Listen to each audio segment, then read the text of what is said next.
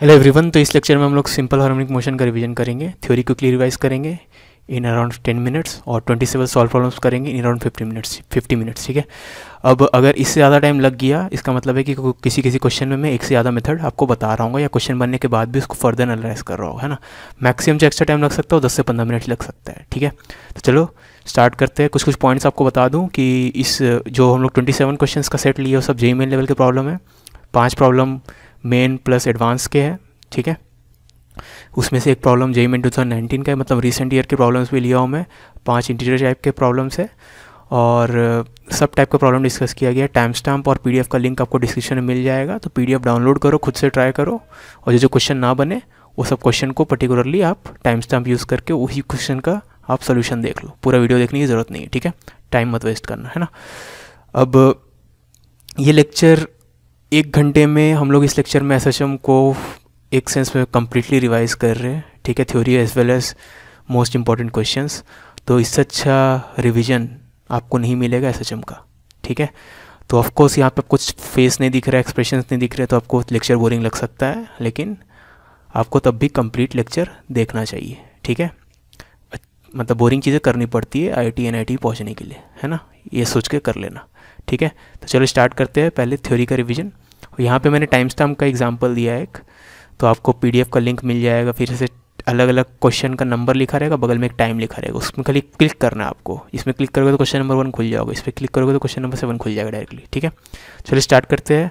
तो सबसे पहले एसएचएम बहुत आसान लगेगा आपको अगर आप circular motion, uniform circular motion जानते हो। तो यूनिफॉर्म सर्कुलर मोशन में क्या होता था, कोई particle constant angular speed omega से घूमता रहता है। तो एसएचएम में क्या करना है, इस पार्टिकल को नहीं देखना है, घूमने वाले पार्टिकल को नहीं देखना है, इसका प्रोजेक्शन को देखना। प्रोजेक्शन मतलब यहाँ से एक परपेंडिकुलर ड्रॉप कर दो एक्स एक्सिस में, मान लो अगर इसका प्रोजेक्शन एक्स एक्सिस में ले रहे हो तो यहाँ से एक परपेंडिकुलर ड्रॉप कर लो एक्स एक्सिस में। ठीक है। तो ये यहाँ पे, तो इसका प्रोजेक्शन यहाँ पे, ये यहाँ से यहाँ पहुँचेगा तो इसका प्रोजेक्शन यहाँ से यहाँ पहुँचेगा। ये सर्कुलर मोशन वाला यहाँ से यहाँ पहुँचेगा तो प्रोजेक्शन करेस्पॉन्डिंगली यहाँ से यहाँ पहुँचेगा। सर्कुलर मोशन वाला यहाँ इसको क्रॉस करके ऐसे यहाँ से यहाँ पहुँचेगा तो फिर ये अपना रिवर्स करेगा डायरेक्शन। ठीक है। यहाँ पहुँचेगा। फिर सर्कुलर मोशन वाला यहाँ से यहाँ पहुँच रहा होगा तो उस दौरान ये प्रोजेक्शन वाला पार्टिकल यहाँ से यहाँ पहुँच रहा होगा। ठीक है ना। तो खाली हम लोग इस चैप्टर में इसका मोशन को देखेंगे, प्रोजेक्शन का मोशन को देखेंगे। ठीक है ना। तो प्रोजेक्शन का मोशन, जो मोशन यहाँ पे इस पर्टिकुलर केस में प्रोजेक्शन कर रहा है उसको हम लोग सिंपल हार्मोनिक मोशन बोलते हैं। ठीक है ना। ये तो था क्वालिटेटिवली। तो क्वांटिटेटिव एनालिसिस यहाँ पे देखो, अगर आप इसका पोजीशन निकालो किसी भी टाइम पे तो इसका पोजीशन एक्स कोऑर्डिनेट्स पता चल जाएगा। तो एक्स कोऑर्डिनेट क्या हो जाएगा, a cos omega t plus phi. यहाँ पे फाई क्या है, अगर सर्कुलर मोशन वाला पार्टिकल टी इक्वल टू 0 पे जिस पोजीशन पे था वो पोजीशन का पोजीशन मतलब एंगुलर पोजीशन फाई है। ठीक है ना। और क्योंकि कांस्टेंट स्पीड ओमेगा से घूम रही है तो टी सेकेंड्स बाद ये यहाँ से यहाँ जो चलेगा कितना एंगल कवर कर चुकेगा फर्दर, ओमेगा टी। ठीक है ना। तो टाइम टी पे सर्कुलर मोशन वाला यहाँ पे तो उसका प्रोजेक्शन यहाँ पे है, तो ये पूरा एंगल हो जाएगा ओमेगा टी प्लस फाई। तो ए ये लेंथ अगर ए है तो ए का कॉस थीटा ले लेंगे तो ये वाला लेंथ आ जाएगा। ठीक है ना। तो कॉस ऑफ दिस एंगल, तो एक्स कोऑर्डिनेट हो जाएगा a cos omega t plus phi. ठीक है ना। इसको डिफ्रेंशिएट करेंगे तो वेलोसिटी आ जाएगा, इस पार्टिकल का वेलोसिटी आ जाएगा। फिर डिफरेंशिएट करेंगे तो एक्सेलरेशन आ जाएगा। याद रखना ये पोजीशन प्रोजेक्शन का है तो वेलोसिटी प्रोजेक्शन का होगा, एक्सेलरेशन ही प्रोजेक्शन का होगा। ठीक है ना। तो यहाँ से हम लोग देखेंगे तो वापस जो पोजीशन का एक्स कोऑर्डिनेट का जो पोजीशन ही बोल सकते हैं, कोऑर्डिनेट जो एक्सप्रेशन था वही यहाँ पे वापस आ गया, तो इसको वापस हम लोग एक्स लिख सकते हैं पूरे चीज़ को। ठीक है ना। तो अल्टीमेटली हम लोग देख रहे हैं कि acceleration is equal to minus omega square times x. X को मैं एक्स माइनस 0 इसलिए लिखा हूँ क्योंकि यहाँ पे इसको मीन पोजीशन बोलते हैं। ठीक है ना। जो भी एक्स माइनस के बाद जो भी चीज़ यहाँ पे आती है उसको मीन पोजीशन बोलते हैं ना। तो इस पर्टिकुलर केस में मीन पोजीशन 0 पे है। मान लो एक्स इक्वल टू 0 है, अगर एक्स इक्वल टू 5 होता तो ये आपका कुछ अलग होता। ठीक है ना। मतलब 0 है तो ये x है, तो ये 5 होता है तो x प्लस 5 होता है एंड सो ऑन, वैसा सोच लो, है ना। तो हर जगह हर क्वेश्चन, अधिकतर क्वेश्चन में मीन पोजीशन 0 पे होता है, लेकिन ज़रूरी नहीं है। ठीक है ना। तो जब भी ऐसा टाइप का रिलेशन आएगा तो हम लोग बोलेंगे वो पार्टिकल एसएचएम कर रहा है। ठीक है ना। तो ऐसा टाइप का रिलेशन मतलब कैसा, acceleration is equal to minus, यहाँ पे एक पॉजिटिव नंबर रहेगा, ओमेगा स्क्वायर याद रखना पॉजिटिव रहेगा, into x minus some constant. ठीक है। वो कांस्टेंट अधिकतर केसेस में 0 रहेगा, नॉन जीरो भी हो सकता है ना। तो यूजुअली मीन पोजीशन 0 पे होगा, लेकिन ऑलवेज सही नहीं है। ठीक है ना। वाई वाला बात हम लोग नीचे करेंगे। अगर mean position x equal to x not पे है तो एसएचएम के लिए ऐसा रिलेशन आ जाएगा। ठीक है ना। 0 को बदली एक्स नॉट यहाँ पे पुट कर दो। ठीक है ना। ओके। अब इसी सर्कुलर मोशन वाला पार्टिकल जो ऊपर कर रहा था उसका अगर प्रोजेक्शन वाई एक्सिस पे लेते हैं, मतलब यहाँ से एक परपेंडिकुलर वाई एक्सिस पे ड्रॉप करते, तब इस पार्टिकल का जो वाई कोऑर्डिनेट है वो उसका एक्सप्रेशन इतना आता फिर से, क्योंकि ये angle omega t plus five है तो ये ए है, ये ओमेगा टी प्लस फाइव है तो वर्टिकल कंपोनेंट कितना आ जाएगा ए साइन ओमेगा। फिर से डिफरेंशिएट करो तो इसका वेलोसिटी मिल जाएगा, फिर से डिफरेंशिएट करो तो इसका एक्सेलरेशन मिल जाएगा, ठीक है। तो फिर से आपको वही रिलेशन मिलेगा, है ना। तो फिर से वही रिलेशन मिलेगा, मतलब वाई पे जो इसका प्रोजेक्शन दिख रहा है वो भी एसएचएम कर रहा है, क्योंकि इसी को एसएचएम बोलते हैं। ऐसा इक्वेशन आ गया मतलब एसएचएम कर रहा है, ठीक है। और इससे उल्टा चले तो मतलब ऐसा इक्वेशन आ गया तब भी एसएचएम कर रहा है, वैसे सिमिलरली ऐसा इक्वेशन आ गया तब भी एसएचएम कर रहा है, ऐसा इक्वेशन आ गया तब भी एसएचएम कर रहा है, ऐसा इक्वेशन है तब भी एसएचएम कर रहा है, ठीक है। तो ये सब याद रखना है हमें। फिर से अगर y equal to y not पर मीन पोजीशन है तो a equal to minus omega square y minus y not रहेगा, ठीक है ना। तो ध्यान देना है, आप एसएचएम वाले पार्टिकल को देख रहे हो, यानी प्रोजेक्शन को देख रहे हो, मतलब सर्कुलर मोशन वाला पार्टिकल का मोशन देखो। तो सर्कुलर मोशन वाला पार्टिकल का मोशन बहुत आसान है, वो तो कांस्टेंट स्पीड से सर्कल में घूम रहा है, ठीक है। लेकिन ये वाला पार्टिकल का मोशन आसान नहीं है, मतलब इसका मोशन आसान है, इसका प्रोजेक्शन को देखेंगे तो ये है, इसका मोशन थोड़ा डिफिकल्ट है, ठीक है, क्योंकि इसका स्पीड आप देख सकते हो कांस्टेंट नहीं है। ये चीज़ कांस्टेंट कहाँ है, टी का वैल्यू अलग अलग पुट करें तो अलग अलग आएगा, एक्सेलरेशन भी कांस्टेंट नहीं है, एंड सो ऑन, ठीक है। तो ऑल्दो ये कांस्टेंट है, इसका मैग्नीट्यूड ऑफ एक्सेलरेशन कांस्टेंट है क्योंकि एक कांस्टेंट स्पीड से घूम रहा है, कभी सेंटीमीटर एक्सेलरेशन रहेगा एंड सो ऑन, लेकिन इसका कुछ भी कांस्टेंट नहीं है, ठीक है। इसका मतलब है projection of circular motion along any diameter is SHM. मैं आपको एक्स और वाई के अलॉन्ग प्रोजेक्शन दिखा दिया कि वो लोग तो एसएचएम कर ही रहे हैं, लेकिन किसी भी डायमीटर के अलॉन्ग लेंगे तो एसएचएम ही करेगा, ठीक है। ओमेगा टी प्लस फाइव को हम लोग फेज बोलते हैं और फाइव को हम लोग इनिशियल फेज बोलते हैं, ठीक है ना। तो इसका value at t equal to 0 को इनिशियल फेज बोलते हैं, ठीक है। अब v और x के बीच का ऐसा रिलेशन आएगा, आप देख सकते हो, इसको स्क्वायर यहाँ से आप जैसे sign omega t plus five का वैल्यू निकालोगे तो वाई बाई आएगा, बस यहाँ से cos omega t plus five का वैल्यू निकालोगे तो वी बाई ओमेगा आएगा, दोनों को स्क्वायर करके ऐड कर देंगे तो sine square plus cos square 1 हो जाएगा। तो अल्टीमेटली आपके पास टी को एलिमिनेट करके ये रिलेशन आएगा, ठीक है ना। एक्स का बदली वाई आ जाएगा या वाई का बदली एक्स आ जाएगा, जैसा भी लिखो आपका मन, तो ये रिलेशन आएगा। तो इसको वी वर्सेस एक्स ग्राफ इससे कैसे पता चल रहा है, एलिप्स होगा, क्योंकि एक एलिप्स है, ठीक है। Time period of circular motion will be equal to time period of SHM. जितने देर में ये अपना एक साइकिल खत्म करेगा उतने देर में ये पार्टिकल अपना एक साइकिल ऐसे खत्म करेगा, ठीक है ना। मतलब एक कंप्लीट साइकिल खत्म किया, वापस उसी साइकिल को फिर रिपीट करेगा, वापस उसी साइकिल को रिपीट करेगा एंड सो ऑन, ठीक है। तो time period of circular motion will be equal to time period of SHM. Circular motion का टाइम पीरियड कितना होता है, 2 पाई बाय ओमेगा, ठीक है ना। अब F equal to m a होता है, ठीक है ना। अब यहाँ पे आपका एक्सेलरेशन क्या आया, माइनस ओमेगा स्क्वायर। इसे यहाँ पे देखो एक्सेलरेशन क्या आया था, माइनस ओमेगा स्क्वायर एक्स, है ना, यानी acceleration is proportional to x, ठीक है, नेगेटिव साइन के साथ, है ना। तो F equal to m x m a है, तो अगर एक्सेलरेशन प्रोपोर्शनल टू एक्स है, नेगेटिव साइन का है, तो यानी फोर्स भी प्रोपोर्शनल टू एक्स हो जाएगा नेगेटिव साइन के साथ, ठीक है। तो एफ का बदले माइनस के एक्स लिखेंगे, एम ए लिख दिया, तो ए का बदले इतना आ गया, तो यानी a equal to omega square x होता था, तो ओमेगा स्क्वायर का बदले क्या हो जाएगा, के बाय एम, ठीक है। ओमेगा को हम लोग एंगुलर फ्रीक्वेंसी बोलते हैं, फ्रीक्वेंसी होता है 1 बाय टाइम पीरियड यानी ओमेगा बाय 2 पाई। एनर्जी होता है kinetic energy plus potential energy, kinetic energy हो जाएगा half m v square, potential energy हो जाएगा हाफ के एक्स स्क्वायर, ठीक है। और इन दोनों का सम करेंगे तो हाफ के ए स्क्वायर आ जाएगा। ए क्या है, maximum displacement from mean position, जैसे ये इसको मीन पोजीशन बोलते हैं, तो मीन पोजीशन से मैक्सिमम कितना दूर जा सकते हैं particle, radius of the circle यानी ए के बराबर, ठीक है। रेडियस ऑफ सर्कल याद रखना ए है ना। चलो यहाँ तक हो गया। अब फिजिकल पेंडुलम का टाइम पीरियड होता है 2 pi root over moment of inertia about hinge divided by m g into distance between centre of mass and hinge, ठीक है। यानी कोई भी ऑब्जेक्ट को किसी पॉइंट से सस्पेंड किए, मान लो कैसा भी शेप का ऑब्जेक्ट होता है, ठीक है ना। इसका सेंटर ऑफ मास मान लो यहाँ पे है, तो सेंटर ऑफ मास और हिंज, इसको हिंज बोलते हैं, सेंटर ऑफ मास, इनके बीच का सेपरेशन को अगर डी बोल रहे तो डी आएगा, और इस एक्सिस के अबाउट मोमेंट ऑफ इनर्शिया को आई से रिप्लेस कर रहे, मतलब आई से नोट कर रहे, इसका मास एम है, तो इसका टाइम पीरियड ऑफ ऑसिलेशन हो जाएगा ऐसा, ठीक है। ऑफकोर्स स्मॉल ऑसिलेशंस होगा, हर चीज़ में स्मॉल ऑसिलेशंस रहेंगे, ठीक है, एंगुलर वाले केसेस में। Time period of simple pendulum होगा 2 pi root over length of pendulum divided by g effective. के पैरेलल, अगर ये बहुत सारे स्प्रिंग्स पैरेलल में कनेक्टेड है तो के पैरेलल निकालने का ये तरीका है, बहुत सारे स्प्रिंग्स अगर सीरीज़ में कनेक्टेड है तो के इक्विवेलेंट ऑफ सीरीज़ कनेक्शन निकालने का फॉर्मूला ये है, ठीक है ना। तो है आपको लेक्चर थ्योरी पार्ट समझ में आया होगा। खाली सबसे इंपॉर्टेंट पार्ट है ये सर्कुलर मोशन वाला पार्ट, ठीक है, ये सबसे ज़्यादा इंपॉर्टेंट पार्ट है ना। तो अगर ये समझ में आ गया तो चलो क्वेश्चंस पे जंप करते हैं हम लोग।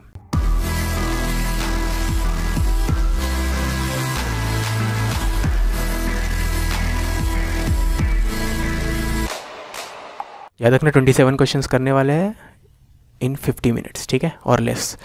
To simple harmonic motion y1 and y2 are superimpose on a particle of mass m, the total mechanical energy of the particle is, ठीक है।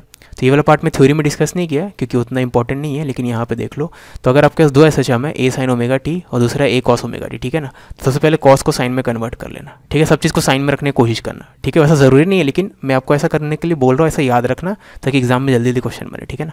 तो कॉस को साइन में कन्वर्ट कैसे करेंगे, sign omega t plus theta को cos theta बोलते हैं, तो कॉस थीटा को sign omega t plus theta लिख दी, साइन π/2 साइन 90 प्लस थीटा लिख दिया, ठीक है। तो अब दोनों देखो साइन साइन में हो गया है ना। तो इसका और इसका जो फ़र्क है, फ़र्क कितने का है, π/2 का, तो इसको फेज डिफरेंस बोलेंगे।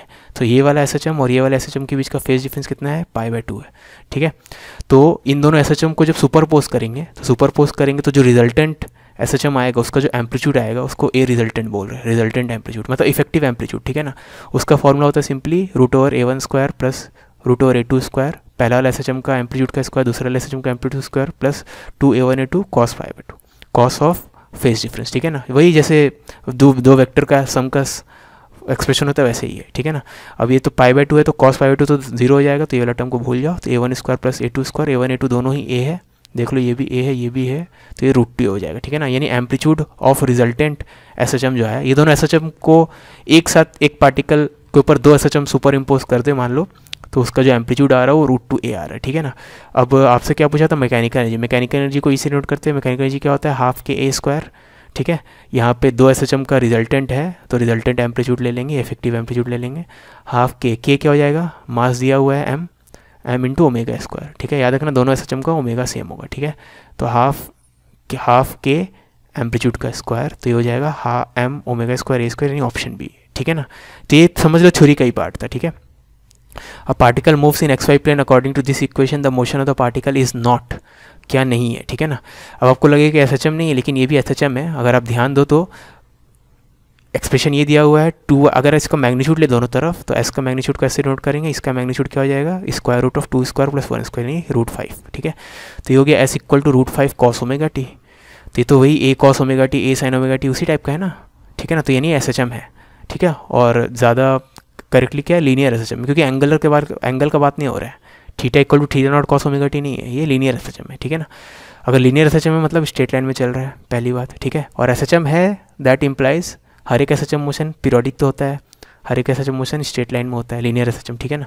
तो पीरियोडिक भी है, SHM भी है, स्ट्रेट लाइन में भी है, ठीक है। तो क्या नहीं है, एलिप्स पे नहीं है ना। तो ये एलिप्स पे नहीं चल रहा है, आपको अगर देखना है तो देख लो इस स्ट्रेट लाइन में चल रहा होगा। आपको जो कोऑर्डिनेट दिया गया था क्या था, x2i प्लस j, तो ये वाला पॉइंट का पोजीशन वेक्टर अगर आप देखोगे तो 2i प्लस j, ठीक है। यानी इस पॉइंट का कोऑर्डिनेट्स है 2,1, ठीक है। तो मैक्सिमम वैल्यू इसका क्या हो सकता है, मैक्सिमम मतलब अगर देखो तो cos ω t का मैक्सिमम वैल्यू क्या हो सकता है, +1, यानी s का वैल्यू 2i प्लस j रहेगा उस समय, ठीक है, जब ये +1 होगा, है ना। यानी इस पॉइंट से लेके और जब cos ω t -1 हो जाएगा, इस पॉइंट के बीच में पार्टिकल SHM मतलब कर रहा है, ये दोनों एक्सट्रीम पोजीशंस हो गए, ठीक है। यहाँ से यहाँ तक कर रहा है। एक्स के अलॉन्ग करते रहता तो वेक्टर साइन देते नहीं है, वाई के अलॉन्ग करते तो नहीं देते, इसके अलॉन्ग दे दिए बस, और कोई फ़र्क नहीं है इसमें और नॉर्मल क्वेश्चंस में, ठीक है। तो इस पॉइंट से इस पॉइंट के बीच में SHM कर रहा हो, है ना। आपको अगर ये अजीब लग रहा है तो इसको 2 बार डिफ्रेंशिएट करके देख लेना, एक्सेलरेशन इक्वल टू -ω² डिस्प्लेसमेंट आ जाएगा, ठीक है। उससे पता चल जाएगा आपको।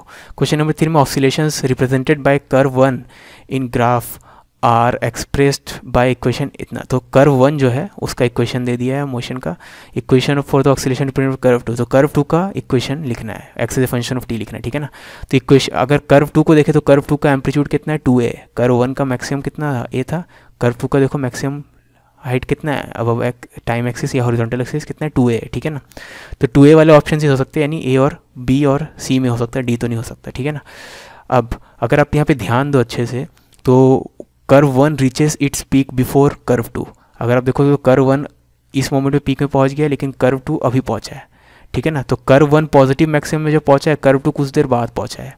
कितनी देर बाद पहुँचा है, वो जो गैप है वो 1/4 ऑफ ए साइकिल है, ठीक है ना। 1/4 ऑफ ए साइकिल कैसे दिख रहा है मुझे, देखो कर्व 1 यहाँ पे पहुँचा है, तो जब कर्व 1 अपना पीक पहुँचा है, थोड़ा कलर डिफरेंट करते, कर्व 1 जब अपना पीक पहुँचा है उस समय देखोगे तो आप कर्व 2 मीन पोजीशन पे है, ठीक है, मतलब 0 पे है ना। वैसे जब कर्व 2 अपना एक्सट्रीम में पहुँचा है तब कर्व 1 देखो अपने मीन पोजीशन पे, ठीक है। अब यहाँ से यहाँ के बीच में मीन से एक्सट्रीम में जाने के लिए कितना साइकिल लगता है, 1/4 साइकिल लगता है, क्योंकि 1/4 तो 4 बार 1/4 1 साइकिल हो गया ना, ठीक है ना। तो ये 1/4 साइकिल है है ना। तो इन दोनों के बीच में टाइम गैप, जब कर्व 1 अपना पीक पहुंचा तो कर्व 2 जो अपना पीक पहुंचा, इनके बीच का जो टाइम गैप है ये 1/4 ऑफ ए साइकिल के बराबर है, ठीक है ना, 1/4 ऑफ ए साइकिल, है ना। यानी इनके बीच का फेज गैप कितने का है, 1/4 ऑफ ए साइकिल, मतलब कितना फेज डिफरेंस आएगा, एक साइकिल मतलब 2 पाई होता है, तो 1/4 मतलब 2 पाई का 1/4 करेंगे तो π/2, इतना का फेज डिफरेंस है इनके बीच में, ठीक है ना। यानी 2 जो है वो लैग कर रहा है 1 को, याद रखना 1 पहले पहुंच रहा है अपना पीक 2 से, यानी 2 जो है पीछे भी चल रहा है, यानी 2 लैग्स 1/π/2, ठीक है ना।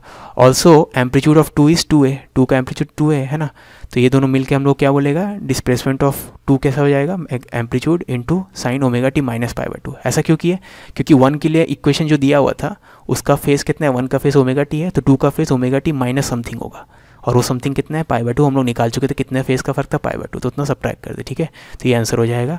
दूसरा तरीका क्या था इसको करने का, ऑप्शन एलिमिनेशन मेथड था। t = 0 पे हम लोग देख सकते हैं ये वाला ग्राफ को, t = 0 पे इसका वैल्यू कितना है, -2 है, ठीक है, तो t = 0 पुट करेंगे सब में, जिसमें -2 आ जाएगा, वो वाला ऑप्शन हो सकता है, ठीक है ना। तो यहाँ पे ऑप्शन इतने खराब है कि सिर्फ सी पे आ रहा है, ठीक है, और किसी पे नहीं आ रहा है ना, सॉरी ए पे आएगा सिर्फ, t = 0 पुट करेंगे तो -2 सिर्फ ए पे आएगा और किसी पे नहीं आएगा, ठीक है ना।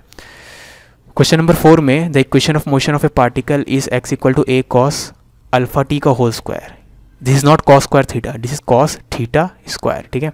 तो मोशन कैसा होगा, ठीक है। अब यहाँ पे कुछ मिट गया है, मैं ये बोलना चाहता हूँ कि यहाँ पे अगर आपको पता करना है कि कोई मोशन क्या बोलते हैं उसको, क्या बोलते हैं, पीरियोडिक है कि नहीं, ठीक है ना, इसका मतलब ये होगा कि position at time t should be same as position at time t plus capital T, ये होना चाहिए फॉर ऑल टाइम, ठीक है ना। तो वही मतलब यह जो पार्टिकल t पे कर रहा है वही पार्टिकल t प्लस टी पे भी कर रहा है, ठीक है ना। अगर t टाइम पीरियड है तो time period amount of time बीतने के बाद क्या होगा, पार्टिकल वापस उसी स्टेट पे आ जाएगा, ठीक है ना। तो x सेम रहना चाहिए, ठीक है ना, t पे और t प्लस टाइम पीरियड के बाद, टाइम पीरियड के बाद अगर देखें तो पार्टिकल मुझे वहीं पे मिलना चाहिए, है ना, ये हर टाइम के लिए वैलिड होना चाहिए, ठीक है ना। अब x एट टाइम t हो जाएगा इसी क्वेश्चन से इतना, ठीक है, ये हो जाएगा alpha cos alpha T square, वैसे x at time t plus T हो जाएगा, इसमें t का t plus capital T put करेंगे तो a cos alpha t plus t का स्क्वायर, ठीक है, यहाँ लिखा था मैं, मिट गया होगा, ठीक है ना। अब अल्टीमेटली दो एंगल का अगर कॉस या दो कॉस चीज़ हमेशा इक्वल है, ठीक है ना, ये तो कैंसिल हो गया, ये तो दोनों में ए ही आएगा, सॉरी ये कैंसिल हो जाएगा। अगर दो चीज़ों का कॉस हमेशा सेम है, इसका मतलब क्या होगा, एंगल का डिफरेंस 2π के बराबर होना चाहिए या कोई मल्टीपल ऑफ 2π के बराबर होना चाहिए, ठीक है। तो इससे अगर आगे बढ़ेंगे तो आपको मिलेगा कि capital T is dependent on small t, यानी टाइम पीरियड कांस्टेंट है ही नहीं, अगर टाइम पीरियड कांस्टेंट है ही नहीं तो उसको टाइम पीरियड ही नहीं बोलेंगे इनफैक्ट, ठीक है। So this is not periodic, ये मोशन रिपीट हो ही नहीं रहा है, क्योंकि हम लोग रिपीट करने की कोशिश की है इक्वेशंस के थ्रू, तो हमें कोई फिक्स टाइम पीरियड मिल ही नहीं रहा, फिक्स टाइम पीरियड मिल ही नहीं रहा मतलब उसको टाइम पीरियड ही नहीं बोलेंगे, मतलब वो पीरियोडिक है ही नहीं, ठीक है। अब यहाँ पे हम लोग देख सकते हैं कि कॉस का फंक्शन तो जैसे जैसे टी बढ़ते जाएगा ये एंगल चेंज होते जाएगा, ये एंगल चेंज होता जाएगा, तो कॉस अपना वैल्यू चेंज करते रहेगा। तो कॉस तो ऑसिलेटरी फंक्शन है, कॉस कहाँ से कहाँ के बीच में नाच सकता है, +1 से लेकर -1 के बीच में ही नाच सकता है, ठीक है। यानी ये पूरा चीज़ +a से -a के बीच में नाचता रहेगा, जैसे जैसे टी बढ़ता जाएगा एंगल चेंज होते रहेगा और ये पूरा चीज़ नाचता रहेगा, तो ऑसिलेटरी तो है। ऑसिलेटरी मतलब क्या, वैल्यूज़ के बीच में ऑसिलेट करना, +1 से -1 के बीच में वैल्यूज़ चेंज होते रहेगा एक्स का, ठीक है। तो ऑसिलेटरी है लेकिन पीरियोडिक नहीं है, यानी ऑप्शन सी करेक्ट है, ठीक है। क्वेश्चन 5 में a silver atom in a solid oscillates in SHM in some direction with angular with frequency, इतना फ्रीक्वेंसी दे दिया है, फोर्स कांस्टेंट कितना है, मॉलिकुलर वेट यहाँ पे दे दिया है, एवोगाड्रो नंबर दे दिया, ठीक है। अब आपसे फोर्स कांस्टेंट बोला है मतलब के पूछा है, के क्या होता है, m ओमेगा स्क्वायर, ठीक है। m मतलब यहाँ पे जो भी चीज़ SHM कर रही है उसका मास, कौन सा चीज़ SHM कर रहा है, एक सिल्वर एटम, ठीक है, अ सिल्वर एटम, तो ये मास ऑफ 1 सिल्वर एटम है, ठीक है ना। अब मास ऑफ 1 सिल्वर एटम कैसे निकालेंगे, molar mass divided by Avogadro number, ठीक है, molar mass divide by Avogadro number करेंगे, है ना। और ओमेगा क्या होता है, 2π फ्रीक्वेंसी का स्क्वायर, ठीक है। तो क्योंकि स्क्वायर भी है तो इसको सिंप्लीफाई करेंगे तो ऐसा दिखेगा, है ना। आप खाली वैल्यूज पुट करना है, एवोगाड्रो नंबर जो है ग्राम के टर्म्स में दिया हुआ है, लेकिन हम लोग ऐसा यूनिट के टर्म में काम कर रहे तो इसको किलोग्राम में कन्वर्ट करना होगा, मतलब 10⁻⁻³ से मल्टीप्लाई करना होगा, बाकी सब चीज़ का वैल्यू यहाँ एज इट इज़ दिया हुआ है उसको पुट कर दो, ठीक है। पुट करने के बाद आंसर आ जाएगा 7.1, ऑफकोर्स ऐसा यूनिट्स में आएगा, यानी ऑप्शन 3, ठीक है। क्वेश्चन नंबर 6 में a rod whose ends A and B of length 25 centimetre is hanged in a vertical plane, तो एक रॉड है AB लेंथ का है, उसको एक वर्टिकल प्लेन पे हैंग किए, ठीक है। When hang from point A से जब हैंग किए तो उसका time period of oscillation 3 second है, तो इसमें अभी डिस्प्लेस करेंगे तो इसको 3 सेकंड लग रहा है एक साइकिल खत्म करने में। वैसे बी से जब हैंग किए उसी रॉड को तब उसको 4 सेकंड लग रहा है, ठीक है। तो given moment of inertia of rod about perpendicular axis is in the ratio 9:4 about a. तो ए के अबाउट मोमेंट ऑफ इनर्शिया और बी के अबाउट मोमेंट ऑफ इनर्शिया का रेशियो दे दिया है। तो find the direction of distance of centre of mass, ठीक है ना। तो यहाँ पे ऑफकोर्स यहाँ पे एक पॉइंट मास नहीं, बहुत सारे पॉइंट मासेस है, ठीक है। तो ये कौन सा पेंडुलम है, फिजिकल पेंडुलम की बात हो रही है। फिजिकल पेंडुलम के लिए टाइम पीरियड का एक्सप्रेशन इतना होता है, तो टाइम पीरियड दोनों केसेस में उसका रेशियो ले तो आई बाय एम जी डी होता है distance between centre of mass and hinge, ठीक है। तो ये हिंज है, मान लो सेंटर मास यहाँ पे, ठीक है। तो distance between hinge and centre mass क्या हो जाएगा, डी ए के बराबर हो जाएगा फर्स्ट केस में, और सेकंड केस में सेंटर ऑफ मास और हिंज के बीच में डिस्टेंस कितना हो जाएगा, डी बी हो जाएगा। यहाँ कहीं नहीं बोला है कि रॉड यूनिफॉर्म डेंसिटी का है, तो सेंटर मास बीच में ज़रूरी नहीं, ठीक है। तो अगर रेशियो लेंगे तो बाकी सब तो कैंसिल हो जाएगा, दोनों केसेस में सेम है, मास सेम है, जी सेम है, लेकिन आई का रेशियो अलग अलग आएगा और डी का मतलब आई बचा रहेगा और डी बचा रहेगा, ठीक है ना। तो टाइम का रेशियो लेंगे तो ऐसा आएगा। अब क्वेश्चन में बोला गया टाइम का रेशियो इतना है, मोमेंट ऑफ इनर्शिया का रेशियो भी दिया हुआ है, तो डिस्टेंस का रेशियो यहाँ से इतना आ जाएगा, ठीक है ना। अब हमें पता है कि डी बी ये लेंथ है, डी ए ये लेंथ है, तो D A plus D B, ये यहीं से देखो D A plus D B total length के बराबर होना चाहिए। तो ये रेशियो इतना आया है, कॉम्पोनेंट डिविडेंड लगाएंगे, ठीक है। तो ऐसा दिखेगा ये, और D A plus D B total length हो जाएगा, तो यानी D A will be 4/5 times of total length, और टोटल लेंथ क्वेश्चन में दिया हुआ है 25 सेंटीमीटर, ठीक है। तो टोटल लेंथ 25 सेंटीमीटर में पुट करेंगे तो डी ए का वैल्यू कितना आ जाएगा, 20 सेंटीमीटर, है ना। क्वेश्चन नंबर 7 में the phase difference between 2 SHMs y1 and y2 is at this moment, ठीक है ना। तो फेज डिफरेंस निकालने के सबसे पहले दोनों को साइन में रख देना, मतलब दोनों को सेम चीज़ में रखना। तो ये साइन में, ये भी साइन में ऑलरेडी दिया हुआ है, ठीक है ना। तो फिर फेज डिफरेंस निकालने के लिए खाली ये दो साइन के बाद जो भी एंगल है और यहाँ पे साइन का जो भी एंगल है दोनों को सब्ट्रैक्ट कर देना, ठीक है। और फेज डिफरेंस पॉजिटिव रहता है यूजुअली, तो हम लोग उसका मॉड भी ले लेंगे, ठीक है। तो इनको सब्ट्रैक्ट करके मॉड ले लिए, तो φ1 φ2 सबका वैल्यू लिखे, तो इनको सब्ट्रैक्ट करेंगे तो फाई का वैल्यू ऐसा दिख रहा है, ठीक है। अब टी का वैल्यू पुट कर दो 0.5, टी का वैल्यू 0.5 पुट करेंगे तो इसका वैल्यू कितना आ जाएगा, इतना रेडियन, लेकिन आंसर डिग्रीज में है तो इसको डिग्री में कन्वर्ट कर दो। 1 रेडियन बराबर 180/π डिग्री होता है, तो इसको कन्वर्ट करेंगे तो कितना आ जाएगा 195 डिग्री, ठीक है। तो ध्यान देना दोनों सेम फंक्शन हो, दोनों ये साइन है तो ये भी साइन हो, ठीक है। और फिर दोनों के अंदर का एंगल को सब्ट्रैक्ट कर देना, ठीक है। क्वेश्चन नंबर 8 में particle is performing SHM and at t = 0 is at position a/√2। तो t = 0 पे कहाँ पे, a/√2 पे, ठीक है ना। ये लेंथ कितना है, a/√2, मूविंग टुवर्ड्स ओरिजिन और ओरिजिन की तरफ जा रहा है, ठीक है। Equilibrium position of the particle is at x = 0। Now after this much time what will be the graph of particle SHM, ठीक है। अब याद रखना कि t = 0 से लेकर t = t/2 के बीच में कितना एंगल कर चुका होगा सर्कुलर मोशन वाला पार्टिकल, पाए, ठीक है ना। क्योंकि हाफ टाइम पीरियड है ना, हाफ टाइम पीरियड में पूरे सर्कल का आधा कंप्लीट कर लेगा, ठीक है ना। तो t = 0 पे अगर SHM वाला पार्टिकल यहाँ पे, तो सर्कुलर मोशन वाला पार्टिकल यहाँ पे होना चाहिए। क्यों, यहाँ पे भी हो सकता है लेकिन यहाँ पे होना चाहिए क्योंकि ये SHM वाला पार्टिकल इस तरफ जा रहा है, तो सर्कुलर मोशन वाला पार्टिकल ऐसे जाना चाहिए, क्योंकि यहाँ पे होता तो उल्टा जाते रहता, ठीक है। तो यहाँ पे हो गया ये, है ना। अब पाए फेस कवर करना है, मतलब यहाँ से यहाँ तक पहुँचेगा, डायमेट्रिकली अपोजिट पहुँच जाएगा। तो t = 0 पे यहाँ पे, तो t = t/2 पे सर्कुलर मोशन वाला पार्टिकल यहाँ पे, ठीक है ना। अब याद रखना सर्कुलर मोशन वाला पार्टिकल अगर यहाँ पे है वो तो ऐसा जा रहा होगा, यानी इसका प्रोजेक्शन जो SHM वाला पार्टिकल को वो पॉजिटिव डायरेक्शन में जा रहा होगा, ठीक है ना। यानी t = t/2 पे SHM वाला पार्टिकल पॉजिटिव डायरेक्शन में जा रहा है और उसका पोजीशन कितना है, -a/√2। यह प्रूफ कर सकते हो क्योंकि ये a/√2 है, ये 45 है, ये वर्टिकली अपोजिट है एंगल, तो ये भी 45 हो जाएगा, तो ये भी लेंथ भी कितना आ जाएगा, a/√2 आ जाएगा, लेकिन नेगेटिव साइड में तो -a/√2, ठीक है ना। अब आपसे पूछा गया था ग्राफ आफ्टर t = t/2, यही पूछा गया ना, t/2 के बाद कैसा ग्राफ दिखने वाला है पोजीशन वर्सेस टाइम का, ठीक है ना। अब ग्राफ आफ्टर t/2 मतलब क्या है, graph will start from this position. याद रखना t/2 के बाद का ग्राफ मतलब इसी को t = 0 मानना है अब नए ग्राफ को ड्रॉ करते वक्त, ठीक है ना। इसके बाद मतलब अभी इसको वापस t = 0 मानना है, ठीक है ना। तो इस पोजीशन को अगर t = 0 माने तो इस पोजीशन पे इसका पोजीशन कितना है, -a/√2, और इसका वेलोसिटी क्या है, पॉजिटिव है, ठीक है ना। यानी ग्राफ t = 0 पे -a/√2 से स्टार्ट होना चाहिए और उसका वेलोसिटी क्या आना चाहिए, पॉजिटिव आना चाहिए, ठीक है। समझ में आई बात। अब पॉजिटिव आना चाहिए, मतलब वेलोसिटी मतलब क्या, स्लोप ऑफ द ग्राफ क्या होना चाहिए, नेगेटिव होना चाहिए, क्योंकि यहाँ पे पोजीशन वर्सेस टाइम का ग्राफ है, मतलब स्लोप नेगेटिव होना चाहिए, ठीक है ना। तो सबसे पहले यहाँ पे आपका x = a/√2 होना चाहिए t = 0 पे, -a/√2। तो माइनस वाला पार्ट तो सिर्फ यहाँ पे और यहाँ पे, तो c और d में कोई करेक्ट होगा, लेकिन c वाले पॉइंट पे अगर आप यहाँ पे टेंजेंट बनाओ तो टेंजेंट का जो स्लोप आएगा ये पॉजिटिव आएगा और यहाँ पे टेंजेंट का स्लोप क्या आएगा, नेगेटिव आएगा, ठीक है ना। यानी कौन सा ऑप्शन होना चाहिए हमना, क्योंकि पॉजिटिव x के लॉन्ग जा रहा है इस मोमेंट में, तो अपना ग्राफ कौन सा होना चाहिए, c होना चाहिए, ठीक है ना। इस लाइन का मतलब यही है कि अब अगर इसको t = 0 मान ले इस मोमेंट को, तो ग्राफ कैसा आएगा पोजीशन वर्सेस टाइम का, बस यही है, ठीक है। आगे बढ़ते हैं क्वेश्चन नंबर 9 में। Uniform rod of length and mass M is pivoted is centre, तो इसको सेंटर के अबाउट फिक्स कर दिया गया है। 2 एंड्स को स्प्रिंग से ऐसे कनेक्ट करके, दोनों आइडेंटिकल स्प्रिंग है, स्प्रिंग कॉन्स्टेंट के है। अब रॉड को हल्का सा सेंटर के अबाउट डिस्प्लेस किए, मतलब एंगुलरली डिस्प्लेस किया ना, मतलब रॉड को थोड़ा टेढ़ा किए, ठीक है, ऐसे टेढ़ा किए, तो ये एसएचएम करेगा, एंगुलर एसएचएम करेगा, क्योंकि स्मॉल एंगल से इसको वो किए हैं, डिस्टर्ब किए है, ठीक है। तो फ्रीक्वेंसी ऑफ ऑसिलेशन क्या होगा, ये जेईई एडवांस 2009 का क्वेश्चन है, ठीक है। तो रॉड को जो थोड़ा एंगल से डिस्प्लेस किए, मान लो थोड़ा एंगल थीटा है ना, तो यहाँ पे ये ऊपर वाला स्प्रिंग कंप्रेस हो जाएगा और नीचे वाला सॉरी ऊपर वाला स्प्रिंग भी कंप्रेस होगा, नीचे वाला स्प्रिंग भी कंप्रेस होगा। यहाँ थोड़ा गलत फिगर बन गया, दोनों स्प्रिंग का लेंथ सेम होना चाहिए, दोनों स्प्रिंग कंप्रेस होगा, ठीक है। ये वाला स्प्रिंग रॉड के इस एंड पे इस तरफ फोर्स लगेगा, वैसे ये वाला स्प्रिंग रॉड के इस एंड में इस तरफ फोर्स लगेगा, ठीक है ना। तो फोर्सेस का डायग्राम दे दिया, रॉड दे दिया, रॉड याद रखना सेंटर के अबाउट हिंज है, तो इसी के अबाउट घूमने वाला है, ठीक है ना। अब इन दोनों एंड्स के बीच का वर्टिकल सेपरेशन कितना है, एल कॉस थीटा, क्योंकि रॉड का लेंथ एल है, ये थीटा है, तो ये L/2 cos थीटा, ये भी L/2 cos theta, total length हो जाएगा L cos थीटा, ठीक है ना। अब ये इक्वल एंड अपोजिट फोर्सेस है, जिसको कपल बोलते हैं। और टॉर्क टू कपल क्या होता है, एक फोर्स ले लो और फिर उस फोर्स और दूसरे फोर्स के बीच का डिस्टेंस से मल्टीप्लाई कर दो, तो फोर्स एक जगह का ले लो और डिस्टेंस से मल्टीप्लाई कर दो, ठीक है।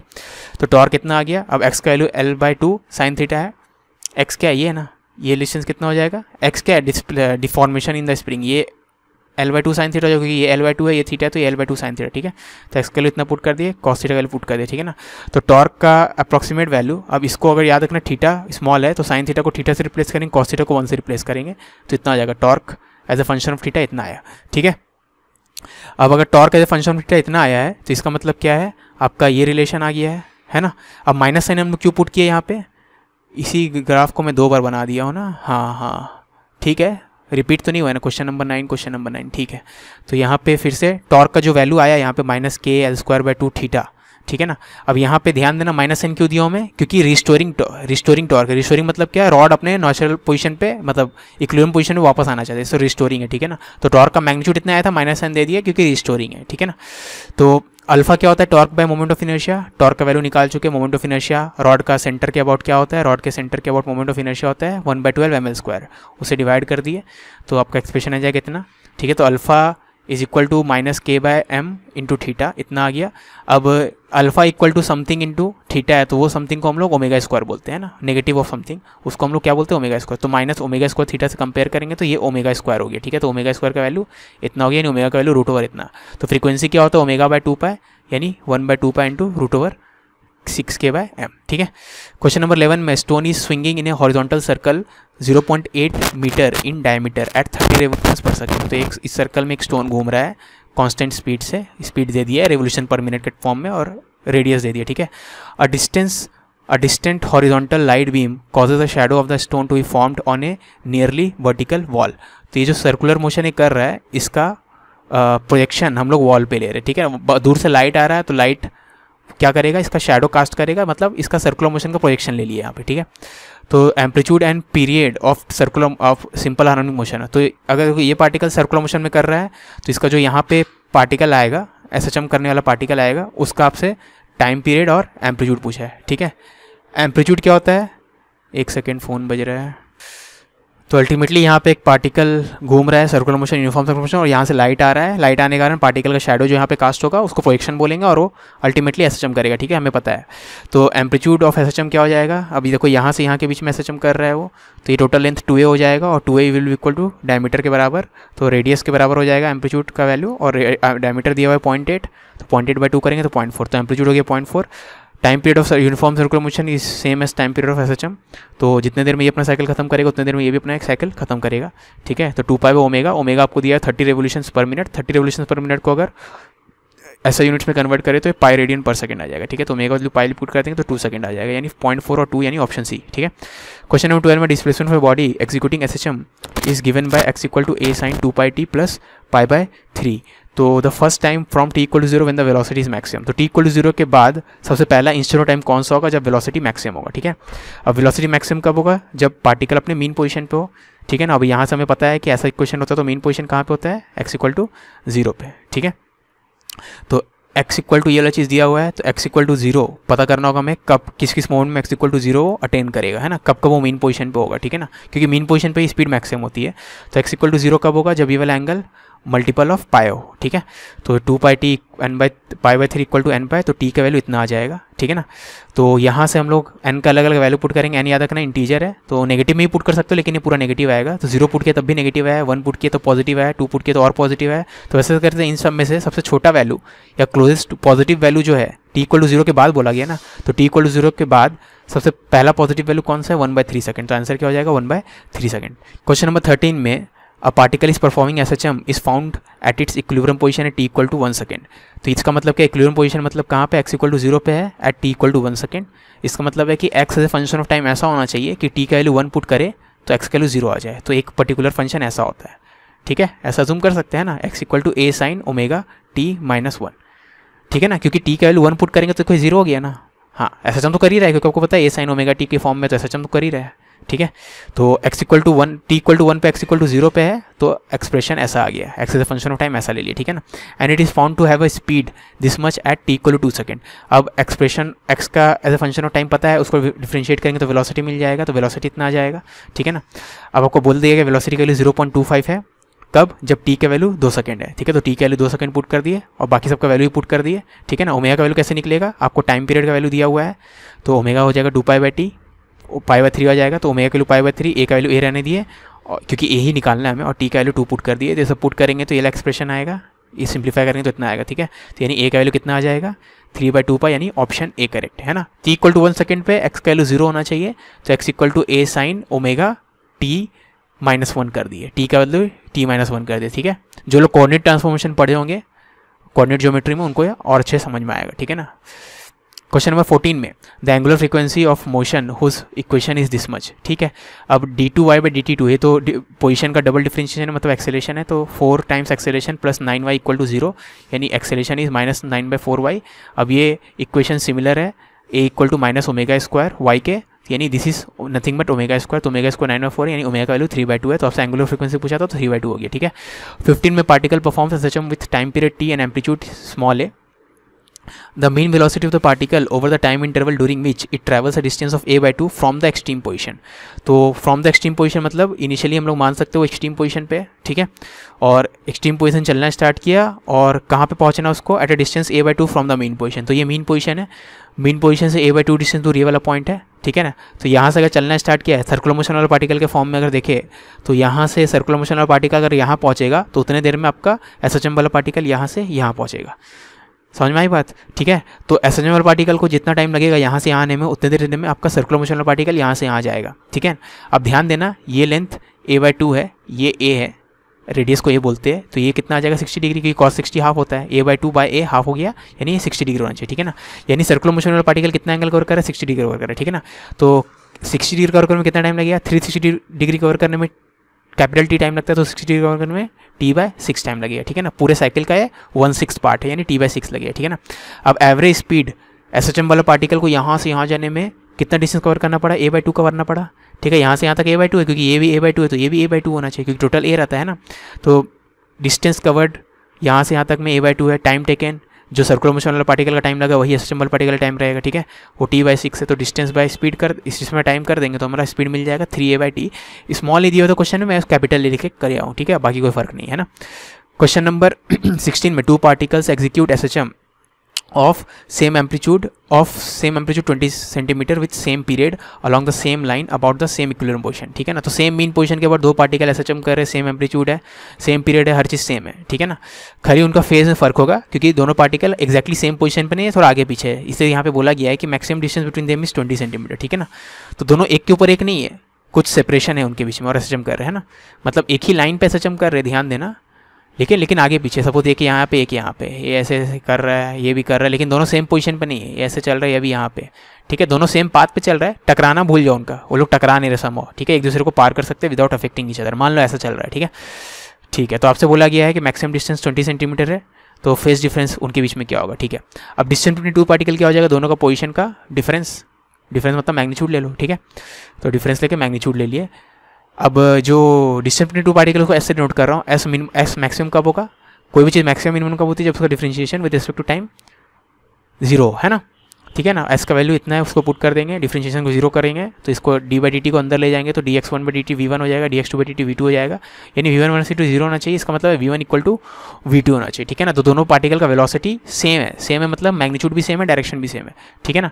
तो जिस मोमेंट में उनका सेपरेशन मैक्सिमम होगा उस मोमेंट में दोनों पार्टिकल का वेलोसिटी सेम है, यानी सेम डायरेक्शन में जा रहे हैं और सेम स्पीड से भी चल रहे हैं, ठीक है ना। ओके अब v इक्वल टू क्या होता है, एक रिलेशन हम लोग पढ़े v और x में, यहाँ लिखा नहीं में v क्या होता है आपका ओमेगा टाइम्स ए स्क्वायर माइनस एक्स स्क्वायर, ये होता है ना, ठीक है। अब सेम v है, यहाँ प्लस माइनस भी होता है, सेम v है मतलब x का वैल्यू सेम होना चाहिए, ठीक है। अब लेकिन क्योंकि यहाँ पे एक्स स्क्वायर है तो x का वैल्यू +5 पुट करे या -5 पुट करे, एक्स स्क्वायर का तो वही वैल्यू आएगा ना, v का वैल्यू वही वैल्यू आएगा, ठीक है ना।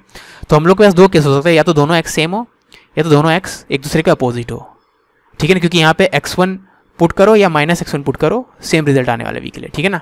अब दिस इज नॉट पॉसिबल क्योंकि अगर ये x1 इक्वल टू x2 हो जाएगा तो ये डिफरेंस जीरो नहीं रहेगा, ठीक है ना, मतलब ये डिफरेंस जीरो हो जाएगा, है ना, लेकिन हमें डिफरेंस जीरो नहीं बोला है, ठीक है ना। अगर ये डिफरेंस जीरो हो गया तो क्वेश्चन का मतलब ही नहीं रहेगा, दोनों पार्टिकल हमेशा सेम पोजीशन पे रह जाएगा तो उनके बीच का सेपरेशन रहेगा ही नहीं, ठीक है। तो ये वाला केस नहीं लेंगे हम लोग, यही वाला केस लेंगे, ठीक है ना। यानी दोनों पार्टिकल, एक पार्टिकल मीन के पॉजिटिव साइड में तो दूसरा पार्टिकल मीन के नेगेटिव साइड में होगा, ठीक है।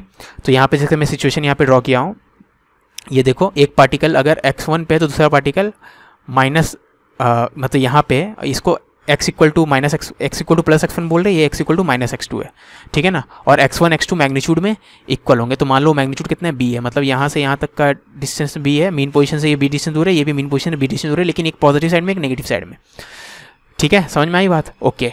अब याद रखना जब ये कंडीशन है तब उनके बीच का सेपरेशन मैक्सिमम है, तो अब यहाँ पे समझो इसका मतलब, ठीक है। यहाँ पे मैं क्या बोलना चाहता हूँ, दोनों पार्टिकल का पोजीशन में ये रिलेशन है, तो यानी एक यहाँ पे एक यहाँ पे, ठीक है ना। अब इसके करस्पॉन्डिंग जो सर्कुलर मोशन वाला पार्टिकल हो यहाँ पे हो गया, वैसे इसके करस्पॉन्डिंग जो सर्कुलर मोशन वाला पार्टिकल हो यहाँ पे हो गया, ठीक है ना। ये सर्कुलर मोशन पार्टिकल ऐसे चल रहा होगा, ये ऐसे चल रहा होगा, ठीक है ना। तो इसके और इसके बीच का फेज कितना है, फेज मतलब वही रेडियस वेक्टर में कितना एंगल है, तो इसका रेडियस वेक्टर और इसका रेडियस वेक्टर में एंगल कितना है, 60 डिग्री का है। समझ में आई बात, क्यों 60 डिग्री है, क्योंकि ये डिस्टेंस और ये डिस्टेंस दोनों इक्वल था b भी, ठीक है ना। अब 2b का वैल्यू हमें क्वेश्चन में दिया हुआ है, यही तो मैक्सिमम सेपरेशन है, तो इन दोनों पार्टिकल के बीच का मैक्सिमम सेपरेशन कितना हो जाएगा, b प्लस b, और मैक्सिमम सेपरेशन का वैल्यू यानी हो गया 2b, और क्वेश्चन में दिया हुआ था मैक्सिमम सेपरेशन कितना है 20 सेंटीमीटर, ठीक है। तो 2b must be equal to 20 यानी b इक्वल टू 10, यानी ये लेंथ 10 है, ठीक है। और आपको एम्पलीट्यूड दे दिया था 20, है ना, एम्पलीट्यूड दिया हुआ है सॉरी 20, है ना। तो ये एम्पलीट्यूड 20 है, ये 10 है, तो ये एंगल कितना हो जाएगा, 60 डिग्री हो जाएगा, क्योंकि cos 60 होता है 10/20, ठीक है ना। तो ये एंगल कितना हो जाएगा, 60 डिग्री हो जाएगा, ठीक है। तो ये 60 है, उसी लॉजिक से यहाँ पे भी ये 60 है, क्योंकि ये 10 है ये 20 है तो 60 हो जाएगा, तो ये 60 ये टोटल 180 होना चाहिए, ये कितना हो जाएगा 60 डिग्री, ठीक है। तो मैंने प्रूफ कर दिया कि इस पार्टिकल और इस पार्टिकल का करस्पॉन्डिंग जो सर्कुलर मोशन वाला पार्टिकल्स थे उनका बीच में एंगल का फर्क कितना है, यानी इन दोनों का फेज में फर्क कितने का, 60 डिग्री का है। तो आपका आंसर क्या हो जाएगा, 60 डिग्री। रेडियन ने पूछा होगा तो π/3 रेडियन। समझ में आई बात, ठीक है। याद रखना एक को x1 में लिए तो दूसरे को -x2 पे लिए, ठीक है ना, और दोनों एक +b पे तो दूसरा -b पे है, ठीक है। तो इससे हम लोग पता चल गया था एंगल कितना है, 60 डिग्री यहाँ पे, क्योंकि ये 10 है ये 20 है, ठीक है। क्वेश्चन नंबर 17 में 2 particles are in SHM on the same straight line with amplitude a and 2a, ठीक है। तो पहला वाला पार्टिकल a एम्पलीट्यूड से चल रहा है तो उसका सर्कल a रेडियस का होगा, दूसरा वाला पार्टिकल 2a से चल रहा है, ठीक है ना। याद रखना पार्टिकल SHM में तो स्ट्रेट लाइन में चलता है, लेकिन सर्कल हम लोग ड्रॉ करते हैं खाली सिंप्लिसिटी के लिए, ठीक है ना, क्योंकि सर्कल के थ्रू सर्कुलर मोशन आसान है समझना SHM के कंपैरिजन में, ठीक है। Okay, it is observed that the first particle is at a distance a/√2 from the origin and is going towards mean position, ठीक है। तो जो फर्स्ट पार्टिकल यानी फर्स्ट सर्कल पे जो पार्टिकल है उसका प्रोजेक्शन देखेंगे, तो ये वाला जो पार्टिकल SHM वाला फर्स्ट SHM वाला पार्टिकल वो कहाँ पे है, मीन पोजीशन से a/√2 डिस्टेंस दूर है और वो मीन पोजीशन की तरफ जा रहा है, क्वेश्चन ने बोल दिया, ठीक है ना। It is observe that it is a distance of a/√2 from origin से a/√2 डिस्टेंस दूर है ये और मीन पोजीशन की तरफ जा रहा है, ठीक है ना। तो अगर SHM वाला पार्टिकल यहाँ पे है तो उसका सर्कुलर मोशन वाला पार्टिकल यहाँ पे होगा, ठीक है। तो सर्कुलर मोशन वाला पार्टिकल तो यहाँ पे, ठीक है ना।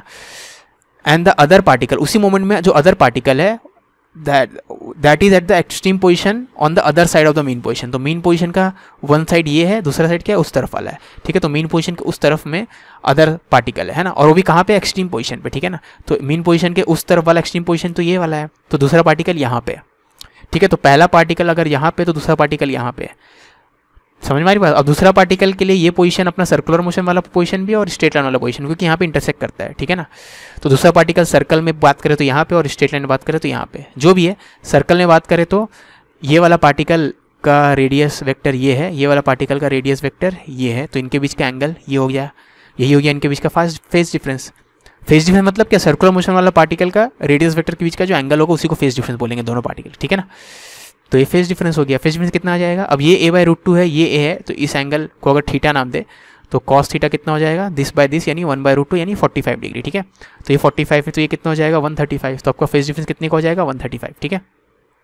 क्वेश्चन नंबर 18 में, a damped harmonic oscillator has a frequency of 5 oscillations per second, the amplitude drops to half of its value every 10 oscillations में, ठीक है। तो time it will take to drop the amplitude from original value to 1/1000 value, 1/1000 to its original value, तो ऐसा हो जाएगा, ठीक है ना। तो मतलब एम्पलीट्यूड को 1000 गुना कम होने में कितना टाइम लगेगा, अगर उसको हाफ होने में 10 ऑसिलेशन लग रहा है तो 1000 गुना कम होने में कितना टाइम लगेगा, ठीक है। ये जेईई 2019 का क्वेश्चन है ना। तो इसको शॉर्टकट देखो कैसे बनाएंगे, आपको दे दिया है कि 5 ऑसिलेशन पर सेकंड कर रहा है, तो टाइम पीरियड होता है 1/फ्रीक्वेंसी, फ्रीक्वेंसी दे दिया है 5, क्योंकि एक सेकंड में जितना ऑसिलेशन करेगा उसको फ्रीक्वेंसी बोलेंगे, तो एफ का वैल्यू 5 पुट कर दिया, तो टाइम पीरियड 0.2 आ गया, ठीक है। अब आपको पहला लाइन में इन्फॉर्मेशन दिया था कि एम्पलीट्यूड को हाफ होने में 10 टाइम पीरियड लग रहा है, 10 ऑसिलेशन लग रहा है ना, 10 ऑसिलेशन मतलब टाइम के टर्म्स में 10 टाइम पीरियड लग रहा है, ठीक है ना। अब वैसे एम्पलीट्यूड को 2 की पावर 10 टाइम्स घटने में, जहाँ पे 2 की पावर 1 टाइम्स घटने में 10 की पावर t टाइम मतलब 10 × t 10 ऑसिलेशंस लगा है, तो एम्पलीट्यूड को 2 की पावर 10 टाइम्स डिक्रीज होने में कितना लगेगा, 100t लगेगा। समझ में आया ना, ये 10t है तो ये 100t हो जाएगा, ठीक है ना। क्यों, क्योंकि यहाँ पे जितने फैक्टर से ये घट रहा है उतना फैक्टर से टाइम बढ़ जाएगा, तो ये 1 से 10 होने में 10 का फैक्टर आया, तो ये टाइम भी 10 का फैक्टर से आएगा, ठीक है ना। क्योंकि आपका डैम्प्ड हार्मोनिक ऑक्सीलेशन का जो एम्पलीट्यूड वर्सेस टाइम का ग्राफ रहता है वो वैसा ही रहता है, ठीक है ना। हर हाफ फ्रैक्शन घटने में उसको, यानी हर बार उसको हाफ होने में सेम टाइम लगता है, ठीक है ना। जैसे एम्पलीट्यूड को 100 से 50 होने में जितना टाइम लगेगा 50 से 25 होने में उतना टाइम लगेगा, एंड सो ऑन, ठीक है। तो उसी लॉजिक से यहाँ पे करते हैं। अगर आपको वो पता है वो वाला चैप्टर क्या बोलते हैं, क्या बोलते हैं उसको, रेडियो एक्टिविटी, अगर आप समझते हो तो ये चीज़ आराम से समझ में आएगी, ठीक है। अगर ये चीज़ समझ में नहीं आ रही तो लंबा मेथड है, यहाँ पे टेंशन मत लो, ठीक है।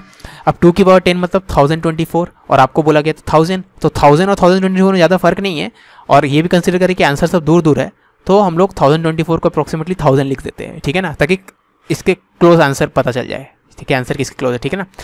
तो यानी यहाँ से यहाँ जाने में तो इतना टाइम लगेगा, यानी यही आपका आंसर होना चाहिए। आपको तो यही तो पूछा था कि यहाँ से यहाँ जाने में कितना टाइम लगेगा, this is close to this and this is equal to this, ठीक है ना। तो कितना टाइम लगेगा, 100 × टाइम पीरियड, टाइम पीरियड 0.2 है तो 100 × टाइम पीरियड कितना हो जाएगा 20 सेकंड्स, ठीक है। ये तो शॉर्टकट था, ये मेमोरी में हो जाएगा, ठीक है, मतलब दिमाग में हो जाएगा, पेन छूने की जरूरत नहीं है।